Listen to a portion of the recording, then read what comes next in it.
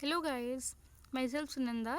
In this video lecture, we'll be talking about chemical bonding and molecular structure. So the reference is NCERT here for class 11th.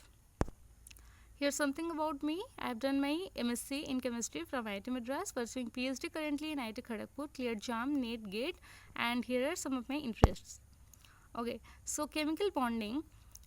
First, we will understand how the molecular structures are formed due to different type of chemical bonding, right? So if we take our surrounding only, we will see different type of matter, means a different type of things having different kind of hardness, different kind of appearance, fine. So they are made up of actually they show different type of properties due to different type of structure, fine. So different types of elements compose different type of matter, and they are formed from independent atom or groups of atom. So the independent atom are due to the field octet, which we will later know in this chapter. So the field octet is for the noble gas only, which is group 18 element in the periodic table, and the other is group of atoms. Group of atoms when exist, there is actually some kind of force between them that holds them, which is known as attractive force, okay, and this force lead to the chemical bond. So like many question arises, like why do atoms combine, why only certain combinations are possible, why do certain atoms combine and others do not, like we said that independent atom at the noble gas, they will not combine, fine. And then why do molecules possess definite shapes? So all these questions will be answered in this chapter through different topics. So the broad topics are Costello-Lewis approach, valence shell electron pair repulsion theory, valence bond theory, and molecular orbital theory, fine. So first we will go through Costello-Lewis approach. So the Costello-Lewis approach says, Costello and Lewis, they were two scientists, so they explored about the structure of atom, and then Lewis picturized that the atom have kernel plus the outer shell electron. So the kernel will be the nucleus plus the inner electron, and then the remaining outer shell electrons will be like in embedding that kernel and being in a cubic shape, and the corners will be filled with those electrons, fine. So you can see the picture where he have shown that kernel will be in the body center of a cube, and then the cube corners will have the electrons, which is the valence shell electrons or the outer shell electrons. So as there are 8 corners and 8 electrons can be filled, so he said that the stable configuration can be attained if all the 8 electrons are filled, and this state is called the octet state of electrons, fine. So we will take an example, NaCl, fine. So Na will have the electronic configuration of 1s2, 2s2, 2p6, 3s1. So the outer shell here is N is equal to 3 and it have one electron only. So in the cube, one corner will be filled here, fine. But if we take Na plus instead of Na, we will get 1s2, 2s2, 2p6, fine. So the outer shell orbit will be N is equal to 2, where there will be 8 electrons. So the 8 corner of the cube will be filled. Then we will take Cl. Cl will have 1s2, 2s2, 2p6, 3s2, 3p5. So one less electron is there from the octet. So the chlorine minus will completely have a will have a structure that will have a complete octet.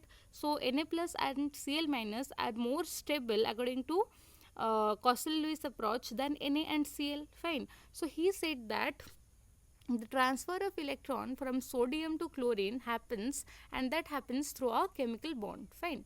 And then he postulated that atoms achieve the stable octet when they are linked by chemical bonds. Then for different elements, he represented the valence electron with Lewis symbol, fine. So we will take example like lithium. So lithium have electronic configuration 1s2, 2s1. So the outer electron is 1 here, the outer shell electron is 1 here, so it can be represented with dot or cross. Then barium similarly have 1s2, 2s2, so 2 dots. Then neon have 2s2, 2p6, so 8 electrons, and here it is the it is having the stable electronic configuration completing the octet, fine.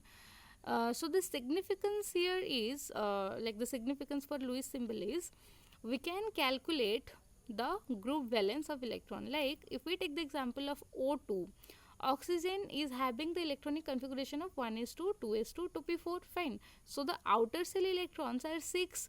So we have shown here 6 electrons for each oxygen. This oxygen will combine or will share, each electron will share 2 electrons of it, fine, and then the overlapping region is showing the pair of electron that is shared and thus the bond formed. Okay, so here if we see the oxygen, the first oxygen, it is having 8 electrons after sharing its 2 electron and getting 2 electrons shared from the second oxygen, fine. So in this way both the oxygens octet is getting completed. So the group valence means we can calculate how much electron is required and how much electrons they are sharing to complete their octet and to be a stable compound or a molecule, fine. So but if we take NaCl here, Na is having 1 electron in its outer orbital and Cl is having 7 electrons. So you can look at the Lewis dot structure which is not getting the octet octet representation. Thus for ionic compound or for the compounds that is forming through the transfer of electron, we cannot show the in Lewis dot structure. Only things that we can show with Lewis dot structure is the shared bond or we can call it as the covalent bond. Okay, so ionic bond is the bond where the electron get transferred from one atom to the other, and covalent is when the electrons from both the atoms are getting shared with each other. So here are some other example like Cl2. So when he observed about the Cl2 Lewis dot structure and then the cubic picture he made, Lewis dot structure gave the octet, complete octet, and hence he concluded that Cl2 molecule exists. But when he took the cubic picture, he saw that if he will do the structure for one chlorine, then one corner will remain empty, and then similarly for the other chlorine also this happens. So transfer of electrons can will not give a stable compound, a stable atom, and thus the cubic picture failed here, fine. But for all the compounds or for all the molecules, the Lewis dot structure for the valence cell electron, it is satisfied, and hence he concluded about periodic table, he concluded some facts. Here he said about the bonds. Okay, so he said if one electron pair is shared between two atoms, then he called it a covalent bond. 2 pairs will be double bond, 3 pairs will be triple bond. All these are covalent bond, not ionic bond. Ionic bond happens when transfer of electron takes place, fine. So here are some more examples. I have given molecules and then the Lewis presentation. So H2O3 CO3 2 minus I have given. So hydrogen is a simple one. H2 molecule is a simple one. One electron are there in the outermost cell. So one bond is forming. In case of O3, okay, so all the 3 oxygens will have 6 valence electrons. So okay, so the oxygen having plus charge will actually share or will actually donate a pair of electron to the oxygen having minus charge. That's why they are having plus and minus charge. Okay, do you know that the electron pair, one electron pair, if given by some atom, it attains a positive charge, and if gained or taken by an atom, it is represented with a negative charge, fine.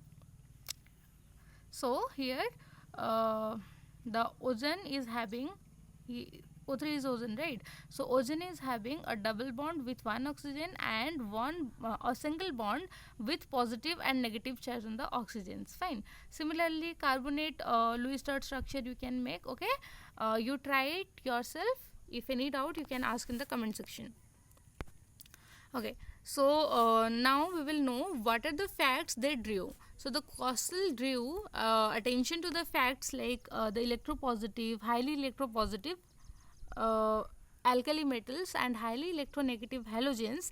They are separated by noble gas elements, okay, in the periodic table. You know that the periodic table, the highly electropositive elements, they are in the group 1, okay, they are called the alkali metal, and highly electronegative, they are in the group 17, which are the halogens. And then there exists another group, which is group 18, and the noble gas elements. So he said that these two groups are separated by the noble gas element group, which is group 18. Then he said negative ion in the halogen is due to gain of electron, and positive ion in the alkali metal is due to loss of electron. Okay, so this is from that initial example. And then he said that negative and positive ion attain stable electronic configuration. So the ions, positive and negative, okay, they are stabilized by electrostatic attraction. Fine. So they will be stable and they will form a molecule. So here he gave example like NaCl, for NaCl and for CF2.